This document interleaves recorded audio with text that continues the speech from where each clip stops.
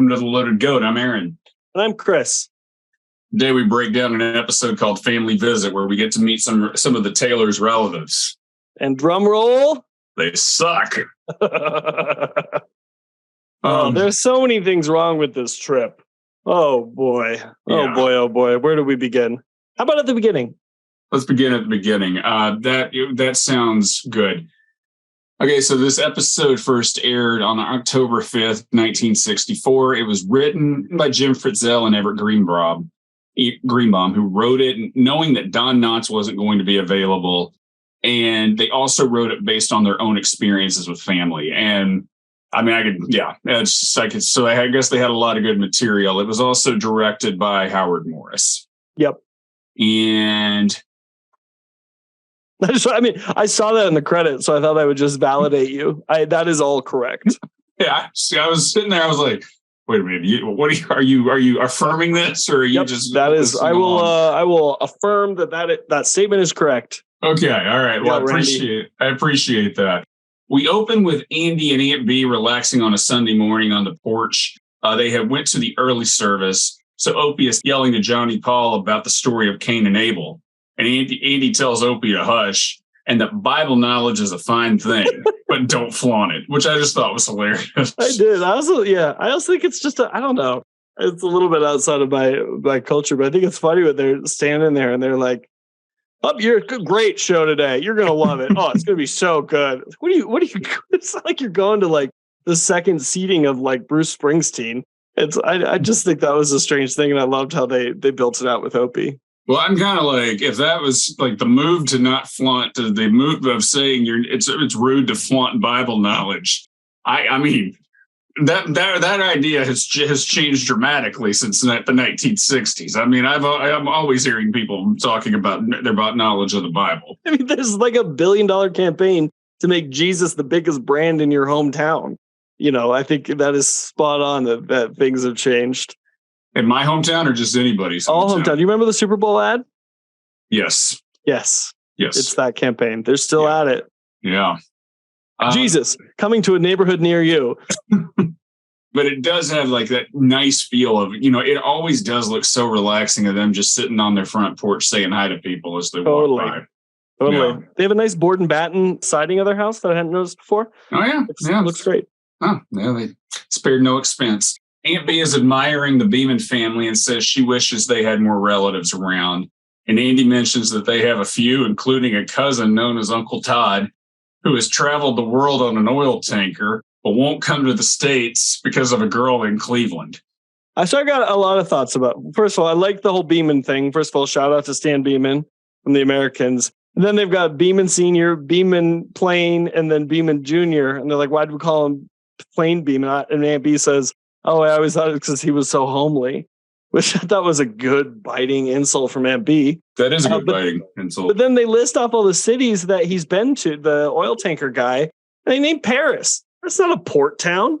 Maybe they poured it in like Marseille, and he went up and took a trip to Paris. Yeah, maybe.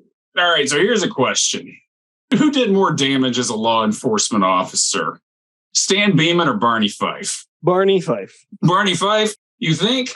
You think Stan Beeman did? He did. Oh, he did do damage. He did a lot of damage. Yeah, I forgot about that whole affair with the Russian asset. I mean, he basically got his boss killed after his boss retired. I'm not any spoiler alerts because we're not going to name any names. And let's not forget the fact. I mean, let me tell you, Barney Fife, if he was an FBI agent, he would have had so many misfires of thinking his neighbors were Russian spies. But he would have gotten it right just one time if he lived next door to the Americans. Yeah, you're right. Oh, all right, I changed my answer to Stan Beeman. Okay, all right. I'm glad we could agree on that. Then Aunt B decides she wants to invite her sister Nora and her husband Ollie to visit. And they live in, what is the name of the town where they said they live? Lake Charles, which is a town in North Carolina. And Nora is played by Maudie Prickett, who would play a recurring character on the Andy Griffith Show as Miss Edna Larch, and she would also be on Mayberry RFD. James Westerfield will play Ollie, and he was a character actor. I best remember him as Judge Parker in True Grit, but you probably have never seen the old True Grit. Nope, just the Jeff Bridges, Rooster Cogburn. Yeah. I mean, which I thought they did a good job, but it's if you grow up watching John Wayne play Rooster Cogburn, that's hard to forget. Can I kind of give an overarching thought about this couple? Yes. Because it'll be peppered throughout my statements later. First of all, the ages are way off. Like Ollie is easily 25 years older than his wife, who's Aunt Bee's sister, who looks more like she's Andy's age. So that doesn't work. Poor casting on that front. And then also the age of the children doesn't make sense if it is Aunt Bee's sister, unless it's like a dramatically younger sister, which if they're doing that, they needed to set that tone. And then the other piece is I find both of these characters so unbelievably unredeeming. I was trying to compare them to like the Seinfelds or the Costanzas, right? They're funny characters in their own right, and they're obnoxious as all get out. But at least they're funny and they have a shtick that they do. These characters I just thought were just rude, annoying, and didn't have any redeeming qualities. I mean, they're not funny. I mean, not in the same way that the Costanzas are. I mean, the Costanzas are just hilarious. But the one thing I would say on these characters, and I wonder if part of the way they were written up, I'm not to go too deep on this, but if you talk about the way people talk about parenting back then and the way it is now, and I'm saying this because Ollie and Nora kind of describe themselves as kind of almost de facto type parents to Andy. Would you say that's fair? Yeah.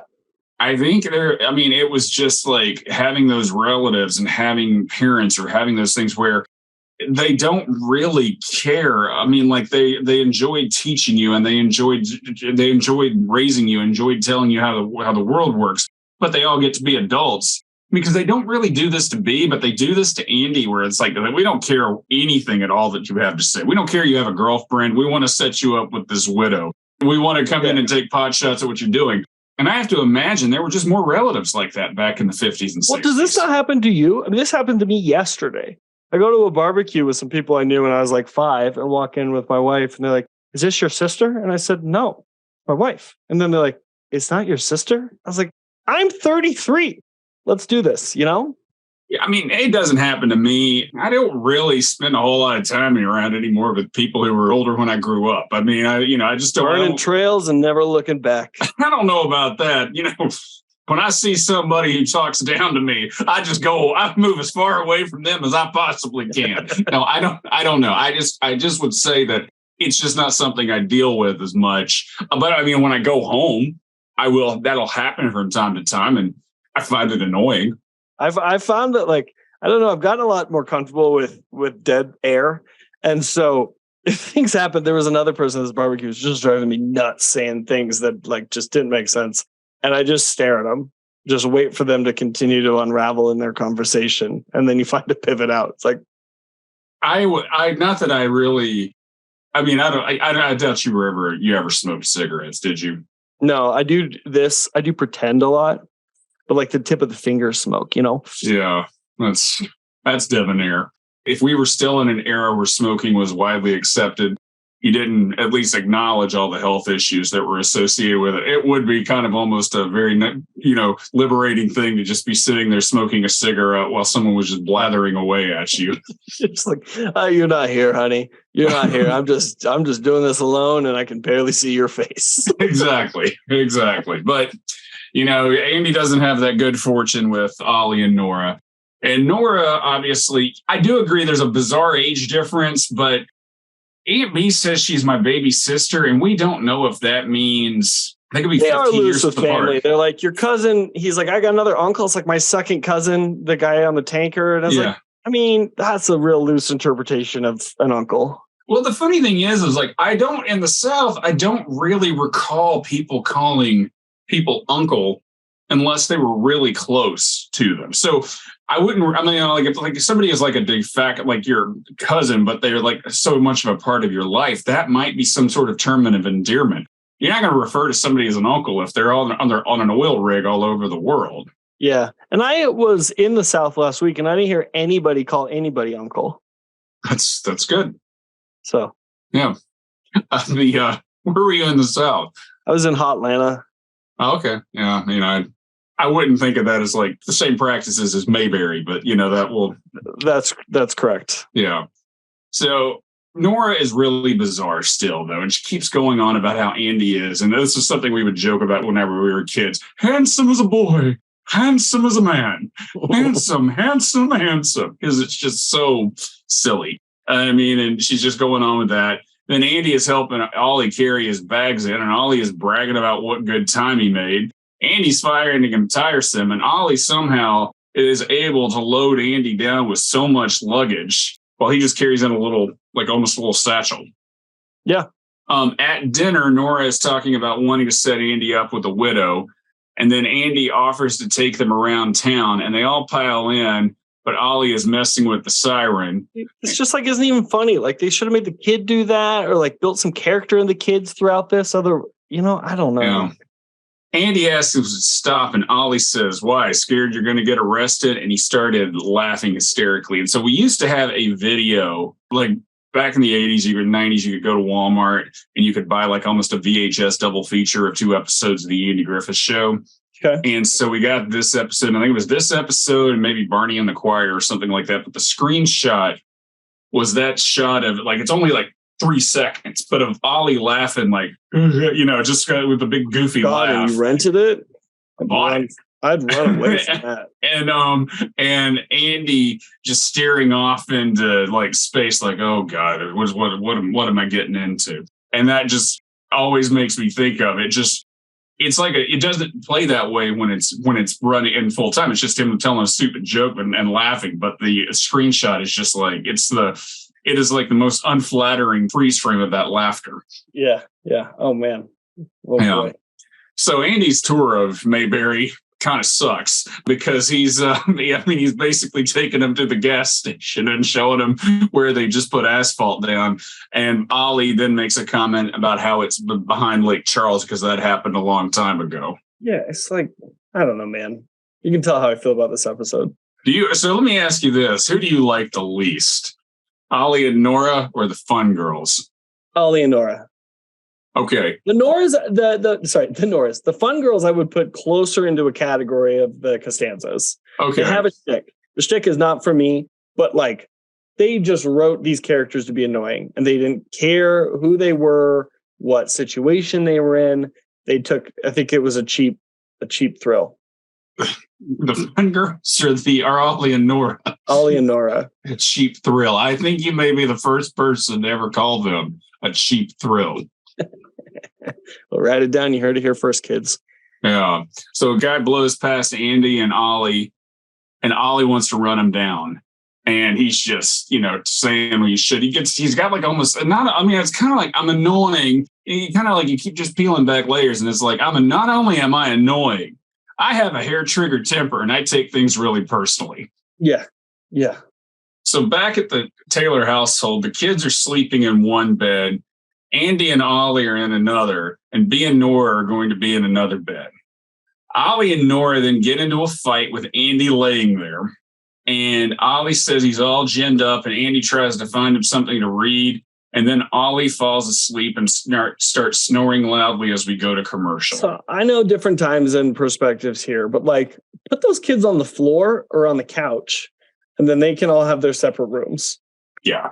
Those are also like full or twin beds. Oh boy. This makes me never want to have house guests. I don't ever want to have house guests. It's for fear that this might happen to me. Well, you got to set some boundaries. I mean, this was when Andy and Aunt Bea put their heads together and said, we're going to have them stay here. This was the plan. If like Becky said, you know what, I'd like to invite so-and-so. You and her husband are going to have to share a bed together. I'd be like, no, we're not. I don't think we're going to do this. I don't think we're going to do this. I've found with a couple two recent bachelor parties, I'm told that, this could be great. We rented a big house. And then I always ask to see the rental link. And it's, they're like 16 guys going in their 4 bedrooms. I'm like, So I bring a cot. And then one time I slept in a utility room and it was terrifying because I kept waking up terrified whenever the furnace would turn on. I'm sure I got a lot of carbon monoxide poisoning, but we were in the midst of a big, like right next to a big forest fire. So every time it went on, I thought the house like exploded in flames. The next time I just slept on the deck away from everybody. Cause like, you don't want to sleep with 5 people in a room and oh boy. It's so funny. It's kind of like when you're like, we're young, we're going to do this. We're all in this. And we're just being crazy. We're having a good, and I'm like, yeah, that sounds awful. And I still don't, it's like, I don't like sharing pillowcases, we're all droolers. And so it's like, yeah, just find a bed and sleep tonight. It's like, oh, honey, this is not how it's going to go for me. I'll be outside freezing all night on the deck instead. Well, I'll be like, I'm just going to pony up and get my own room. Sorry. Yeah. I mean, that's, didn't you go to a bachelor party recently and you got your own room? I did. Yeah, that was great. 2 of us got our own room and we had queen size beds. And then everybody else at the hotel that shared a room for some reason was placed in full size beds. So that's that was enjoying it, and it was much needed because I had terrible food poisoning the whole time I was there. So I remember you got food poisoning. Where was it you went? New Orleans. Oh. Never wanted to leave a town so badly. And that's generally, most people say that anytime they're in New Orleans after a few days. But you were probably ready to go the moment you got there. Yeah. Don't get the arepas at the hotel I was staying at. Good to know. So this episode was produced by Pod Machine. They do great podcasts at a great rate. Go to podmachine.com to learn more and enter Loaded Goat at checkout for a 10% discount. After the break, Andy comes into the kitchen for breakfast and he's had a tough time sleeping. Andy and Aunt B agree that they're only there for the weekend and that should be okay. Ollie and Nora come in and Ollie says he didn't sleep a wink. And then it's kind of like on Curb Your Enthusiasm. You can't make an offer to a funkhouser. And Andy makes an empty statement about how he's so upset how it's a bummer that this is going to be a short visit. And Ollie and Nora look at each other and they're like, he'll use our sick leave and call the plant so they can stay longer. And I agree with you on this, on how they are written, because this is almost so absurd that they're away from home. They're not sleeping in their beds. They're not sleeping well. They don't really seem to care about Aunt B and Andy. I mean, or enjoy them. So you're kind of like, sorry, go ahead. No, you're like, why would you want to do this? Yeah, and like the boys don't seem to be having a lot of fun together. Yeah, we get no like indication that Opie and the other 2 are like having fun from the raucous time. They're just kind of ensemble members throughout the show. Yeah. Bad. At the jail, Ollie comes in and tells Andy how he's got it made, but he's being very condescending at the same time.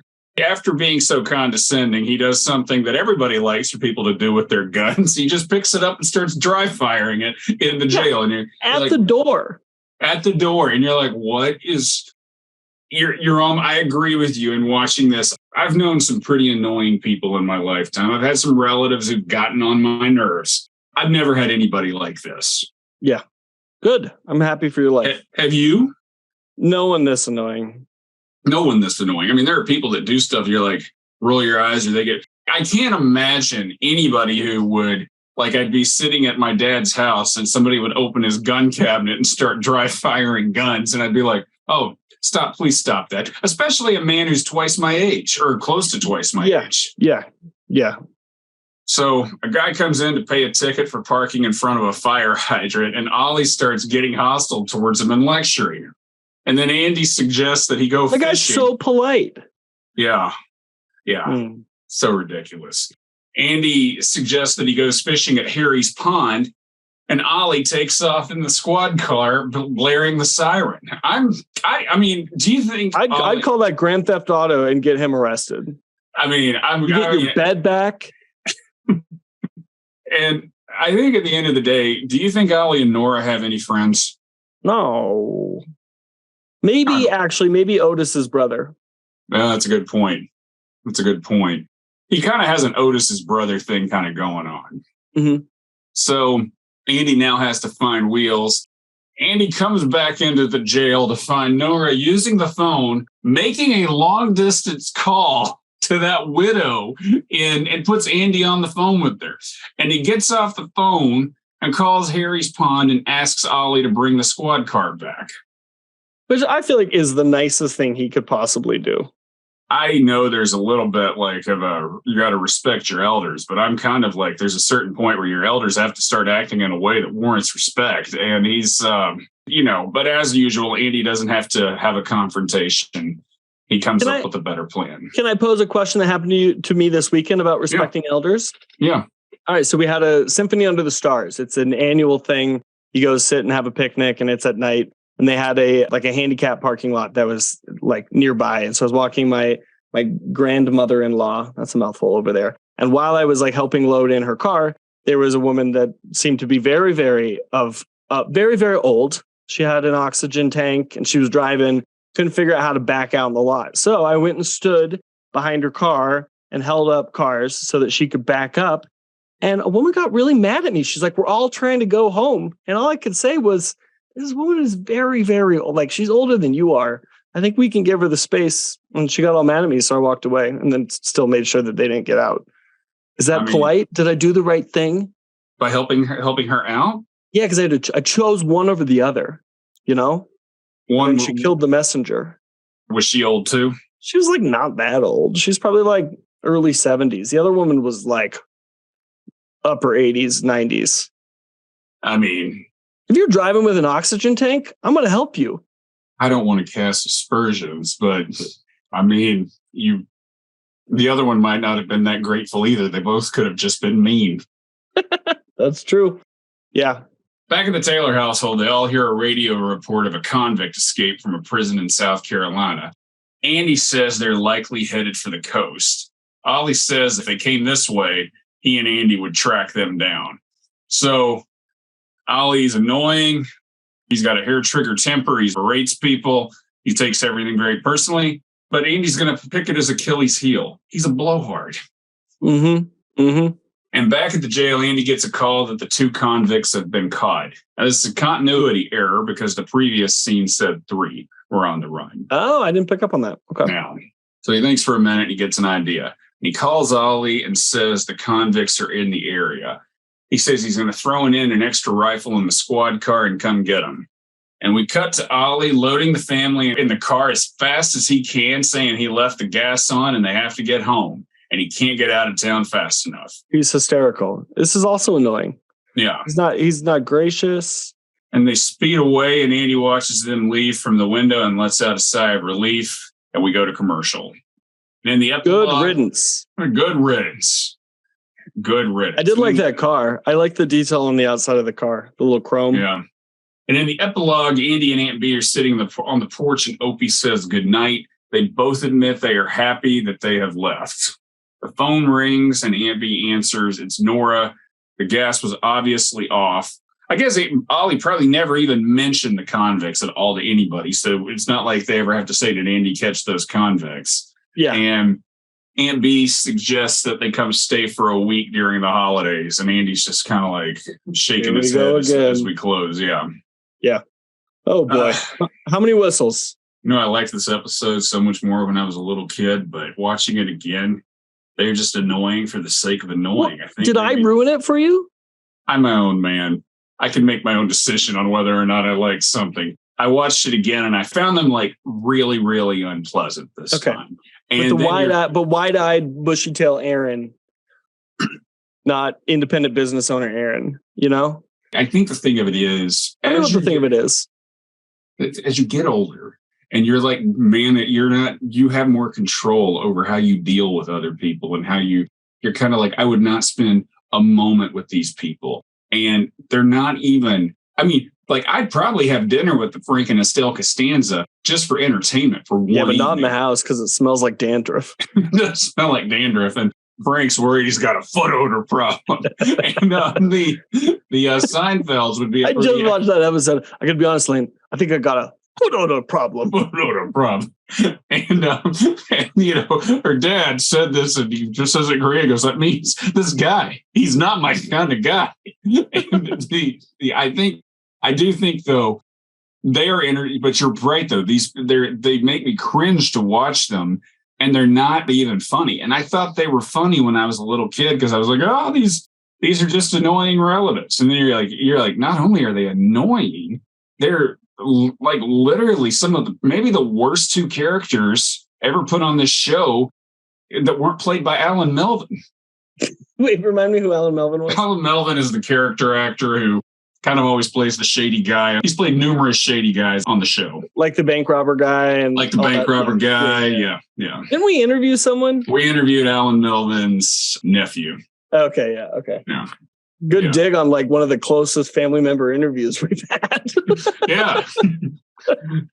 No, but I mean, Alan Melvin was always playing. They always like brought in Alan Melvin to play the shady characters. I mean, but these characters are just like you said, they're not likable.